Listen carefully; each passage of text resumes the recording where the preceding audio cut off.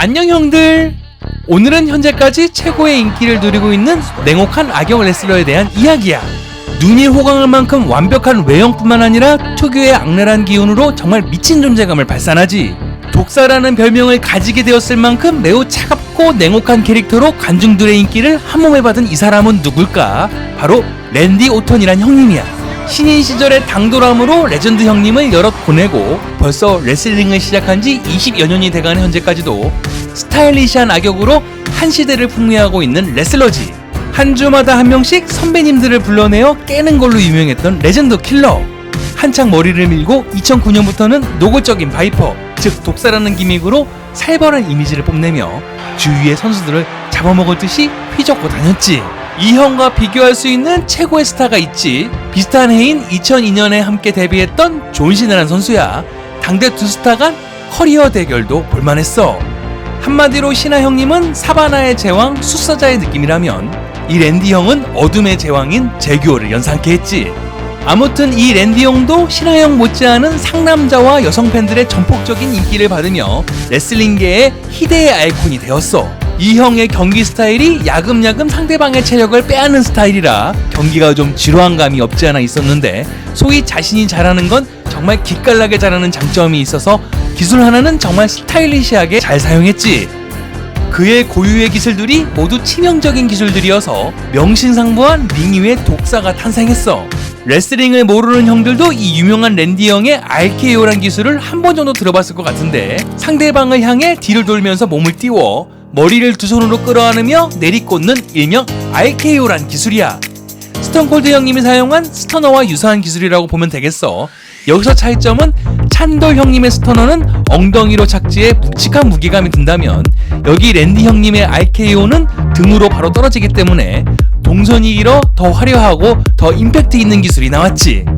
이 기술의 최고의 장점은 바로 반격형 피니시 기술이라는 것인데, 소위 말해 일발 역전기의 대표적인 기술이라 말할 수 있겠어.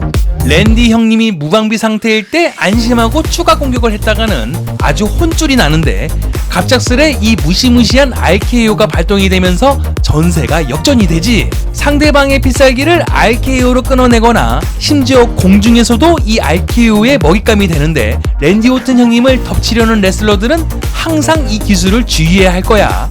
그리고 한창 악역 기믹으로 이름을 날릴 때는 빠르게 이 기술을 쓰고 도망가버리는 일명 날치기 용도로도 악명을 떨쳤지. 또한 이 기술을 통해 무수히 많은 명장면을 만들어냈는데, 그 중에서도 세스 롤린스와의 레슬매니아 31에서의 RKO는 두고두고 회자되는 명장면으로 남아있어.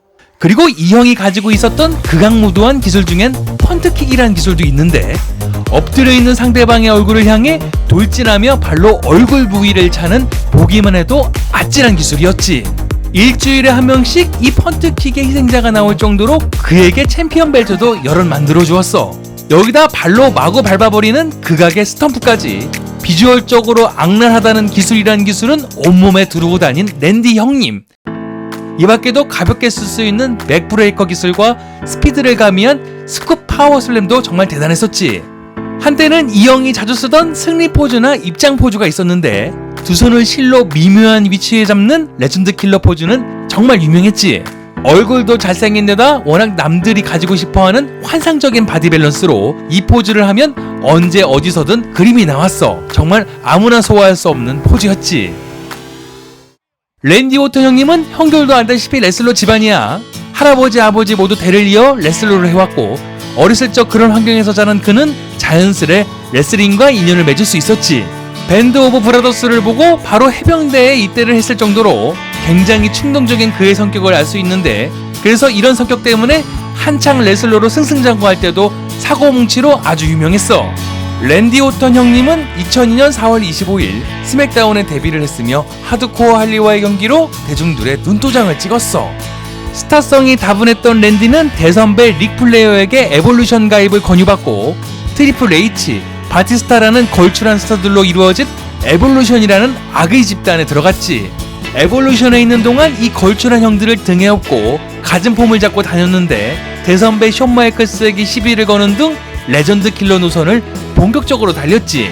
2003년에는 또 한 명의 레전드 라벤댐을 꺾고 최연소 인터컨티넨탈 챔피언십을 획득, 2004년 크리스 베너를 꺾고 최연소 월드 챔피언에 오르는 등 2년 만에 이룬 성과는 실로 대단했어. 그러나 그의 승승장구의 시기를 한 에볼루션 형님들에게 배신을 당하면서 그들과 맞서게 되는 당돌한 신예로 홀로 우뚝 서게 되지.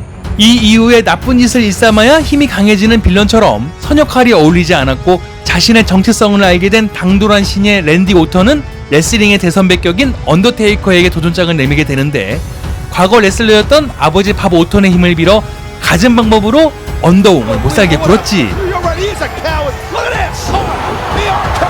2006년에는 로얄럼블에서 최후의 2인으로 남았으나 레이 형에게 우승을 넘기면서 당대 최고의 스타 레이 미스테리오 형님을 타겟으로 커트 앵글과 함께 레슬매니아 22에서 3자간 월드 챔피언십 매치를 치루었지만 당대 최고의 레슬러인 레이 형님의 승리로 경기가 끝났지.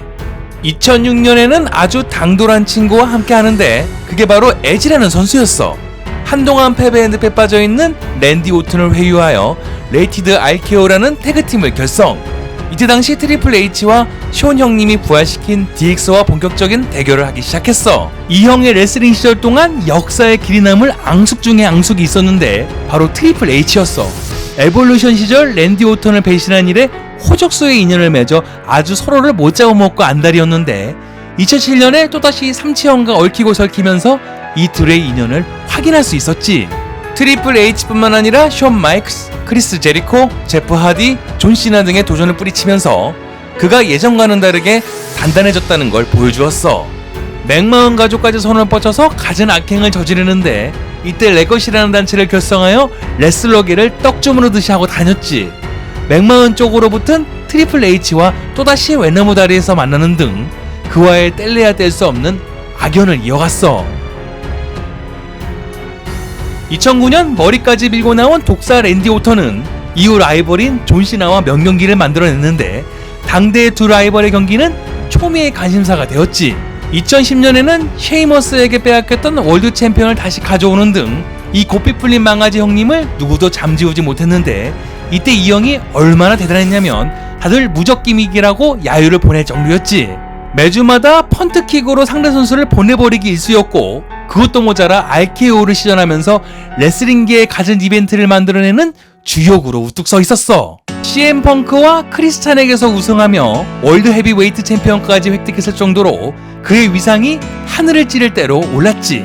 2014년에는 로만 레인지, 딘 앰브로스, 세스 형님으로 이루어진 당대 최고의 무적팀을 격파하기 위해 오랜 앙숙이었던 트리플 H와 정략적으로 에볼루션을 부활시키기도 했어. 한창 떠오르는 세스 롤린스와 코피 킹스턴과 메인 이벤트로 결전하면서 트리플 H 이후 많은 호적수들을 만나게 되었는데 이때 관중들이 이 형의 경기에 세월이 가는 줄도 몰랐지.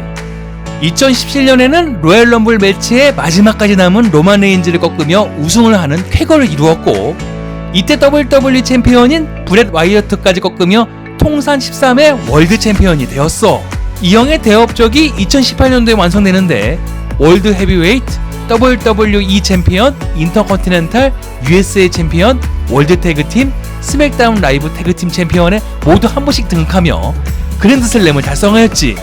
이렇듯 이 형의 레슬링 업적은 실로 대단한 거였고 이 그랜드슬램은 당대 라이벌인 존 시나보다 빠른 달성 기록이었지. PG 시대에 데뷔하여 이 시대에 걸맞지 않게 마치 애티튜드 시대를 방문케 할 정도로 그의 모습은 폭주 기관차와도 같았어.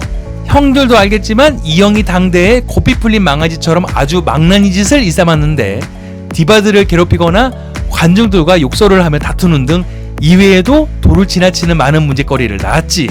약물 중독뿐만 아니라 그의 충동적인 행동은 사람들의 눈살을 찌푸리게 했는데 오죽했으면 빈스 맥마흔 회장이 개인 면담까지 했을 정도였지. 이런 그가 갑자기 변한 계기가 있는데 2007년 결혼하고 그도 가정을 꾸리고 엘레나란 딸을 얻으며 마음의 안정을 찾기 시작했지. 이때 당시 딸바보로 유명했던 랜디 형님이야 링 위에서 매서운 맹수지만 가정에서만큼은 포근한 아빠로 자리 잡았어.